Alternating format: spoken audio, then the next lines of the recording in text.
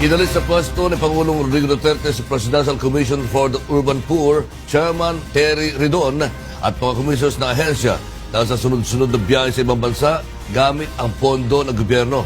Makibalita tayo kay Rosalie Cos.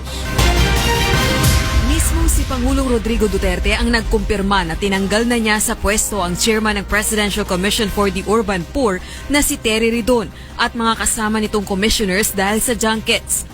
Dagdag pa ng Pangulo, maraming beses na nagbiyahe si Ridon kahit katatalaga pa lamang sa pwesto, subalit iilang beses pa lamang na nagko-convene ang komisyong kanyang pinamumunuan. Ginawa ng Pangulo ang pahayag ng pangunahan nito ang awarding ceremony para sa mga child-friendly municipalities at cities sa bansa sa Malacanang kahapon. Ako naman, no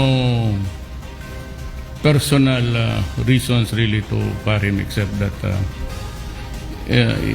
he had too much too soon. He was appointed September and he traveled about 7 times. And to think that the office is an urban poor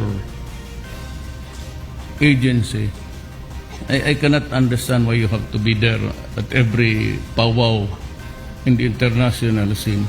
Henceforth, I said, everybody must get the permit from my office.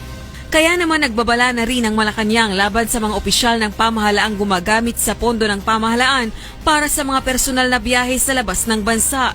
I think the President has given a topmost priority to running after government officials who are engaged in junketing, no? Or for the government junketeers, that's the correct term.